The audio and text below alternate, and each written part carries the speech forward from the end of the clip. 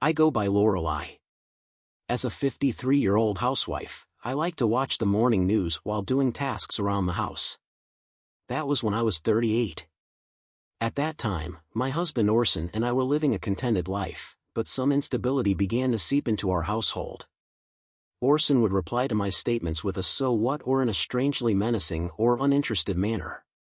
You see, I would want to carry on the conversation, but he would interrupt me with, "I'm busy right now." I felt contemptuous and ignored. Not that he was always this way. Rather, from being shy, he was always up for a conversation and would always make me laugh with his quips. But after that, this change took place. I questioned whether I had done something incorrectly because it was such a quick change. However, I was at a loss for specifics. I once saw a little lipstick smudge on the back of a garment Orson had brought in for washing. That day, he claimed he had to work overtime and arrived home late from work. It was difficult to believe that someone had put lipstick on and leant against Orson's back in his mostly male office. It was too terrifying to consider, if such were the case. I thought, could it be a woman? That was my logical conclusion, but a lipstick smear was hardly proof enough on its own. Numerous justifications exist, such as unintentionally running into someone. I made the decision to hold out a little while longer in order to collect more proof, closely observing Orson for any strange behavior. Paradoxically, a little closer inspection turned up a ton of proof of adultery. Orson, for example, would get up every morning at 2 in the morning to go to the restroom. While he slept. It turns out he was utilizing that time to talk to a woman on the phone in the restroom, something I had never believed before. I had also seen long hair strands inside his suit jacket on a few occasions, and occasionally, when I looked more closely, his handkerchief appeared to have lipstick residue on it. When I took Orson's automobile for the first time after 10 years of marriage, I discovered a tinted lip balm, which turned out to be the most damning piece of evidence. The loneliness of not wanting to be alone, the disappointment that someone else had taken Orson, and the great feeling of love that I had for him all came together. Is there no way to make a fresh start? Is there anything I can do to get his attention back? Is it not possible to reignite what has cooled down? I was thinking these things over, but then I realized that I was actually pregnant. Needless to say, I considered this pregnancy to be a divine blessing at the time. We are not parents. Orson's affair could have been the result of our relationship's monotony. Perhaps this pregnancy will provide him the opportunity to turn around. I told Orson about the pregnancy, clinging to that hope. I couldn't believe what I was hearing when someone said, "What the heck? Give me a break. This is such a hassle. Let's just break up." In retrospect, I believe that my expectations and judgment were overly simplistic. It is very unlikely for a man who is cheating to return. Life isn't a sitcom where everything goes perfectly as planned. However, at the time, I genuinely thought that since we were married for love, we would eventually find a way to reconcile. Is that really how you're going to say it? It's your child too. I think it would be best for the child if I didn't have a father like me. I assume you've realized it as well. My heart skipped a beat as I saw Orson's smug expression. That I was having an affair, it felt like I was being pushed off a cliff to pretend I was unaware of Orson's affair and to think that the pregnancy would somehow make everything better. I wanted you to find out and did so much to let you, but you never said a word. I was at my wit's end. What? I thought that if the affair was revealed, things would get tense and Orson would never come back. But that was also a mistaken assessment.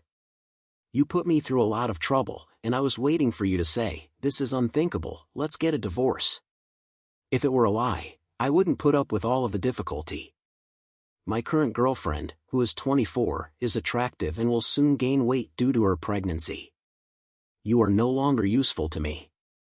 Just consent to a divorce now, and treat this as alimony or anything, he suggested.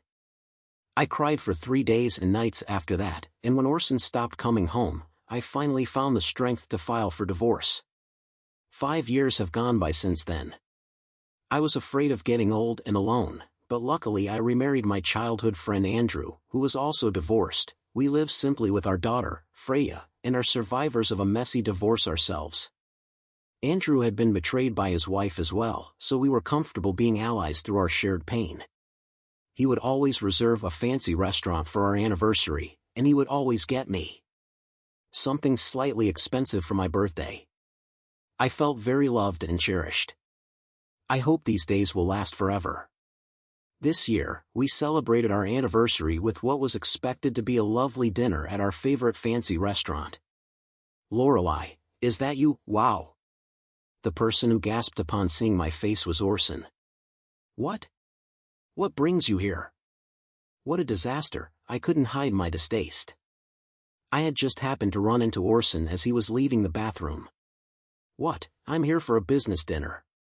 Orson shot a quick glance over my shoulder and briskly approached, saying, "Unlike you, I'm busy." "Whoa, so you really did have the kid? The one you were carrying at the time of our breakup? Oh, could it be that you couldn't forget about me?"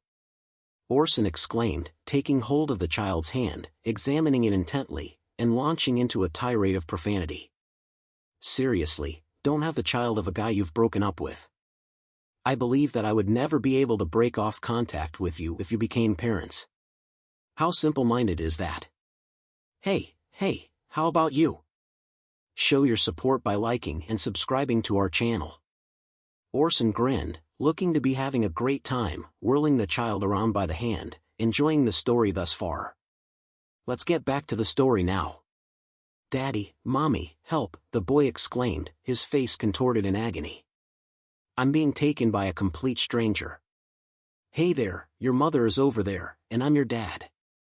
Orson blurted out, "You're just like her, stupid child." Suddenly, a man who was taller than 6 feet stood behind Orson and grabbed his arm firmly. "Excuse me, but that boy is mine," the man yelled, glaring at Orson. Orson turned pale as soon as he saw the tattoo that was visible on his arm. Orson objected, "Hey, Lorelei, wait. Tell your husband to stop." The tall man corrected, "That woman is not my wife." "Excuse me. What?" Perplexed once more, Orson darted his eyes between me, the father, and the yelling child. "What, then? Who is this child? This man is a lunatic, repeating nonsense. Someone, call the staff. There's a man here harming a child." Orson cried out, startling the restaurant before he realized the man had chained his arms. What a day this turned out to be. On such an important anniversary, I grinned to myself. Orson gaped in disbelief as I said, "It turned out to be quite a memorable day." "Waiter, over here." I saw this man forcibly grabbing a child's arm. Orson angrily exclaimed, "Lorelei. Wait, what's going on? Seriously, I don't understand what's happening."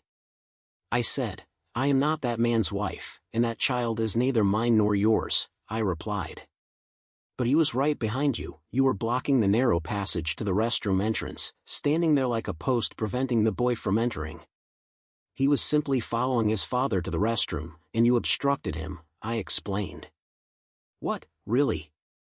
You might want to make people the butt of your jokes, but you should be careful of jumping to conclusions. Why don't you look around a bit more?" The tall man replied. Orson shot out, "Shut up. I don't need to be lectured by you." I smirked and added, "In fact, my insightful remarks probably wouldn't reach a suspicious person like you." "Well, any man who approaches an unknown child, grabs their arm, and then uses baby talk like 'I'm your daddy' is undoubtedly suspicious, no matter how you look at it," said the tall man. "But that was, and then you tell the woman in front of you, a mommy is right there. Isn't she? Are you still under the impression that we're married?" I said Orson with a sneer. Orson became red-faced and yelled, "Don't mess with me," when I stated this. However, the man gripping Orson tighter the louder he speaks. Orson cried out, "Ow, ow, hey, man, back off. I'm innocent, innocent. It's undeniable that you made my dear son cry, isn't it?"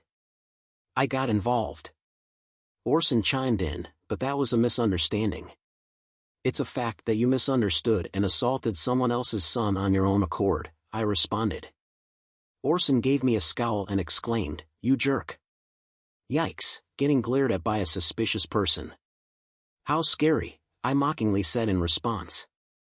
Orson seemed to become even more agitated by this, and he started to thrash frantically against the man holding him down. I mocked him with the same charge he'd leveled at me before, thinking you and I are still a couple, huh? Or could it be you haven't forgotten about me? Orson, predictably, lost his cool. Sensing that anything was amiss, the tall man instantly pinned Orson to the ground. If you thought you could escape from me, you're sorely mistaken, the man said. The threat seemed quite real, even if the man may have meant it lightly given the tattoo that was visible on his arm.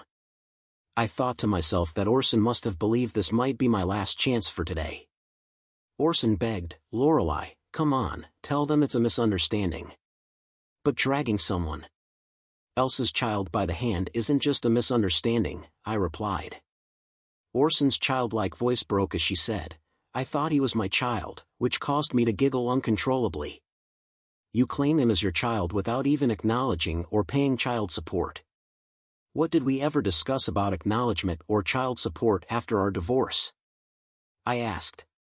Well, no, but you knew, Orson said, acknowledging his mistake.